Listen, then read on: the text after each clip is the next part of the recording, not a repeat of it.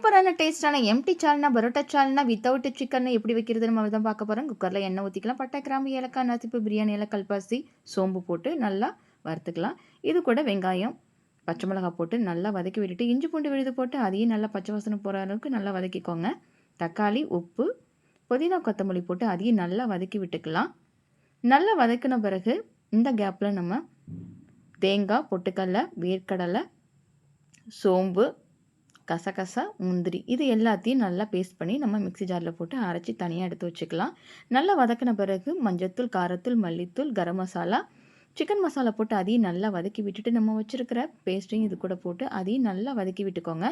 2 cup தண்ணி ஊற்றி குக்கரை மூடி ஒரு 3 விசில் கழித்து நம்ம எடுத்து பார்த்தோம் அப்படின்னா கமகமன்னு ஒரு சூப்பரான சிக்கனே இல்லாமல் எம்டி சால்னா நமக்கு ரெடி ஆயிடுச்சு. கண்டிப்பாக நீங்களும் இந்த மாதிரி ட்ரை பண்ணி பாருங்கள். சாதத்துக்கு, சப்பாத்திக்கு, இட்லி, தோசை எல்லாத்துக்குமே ரொம்பவே சூப்பராக இருக்கும்.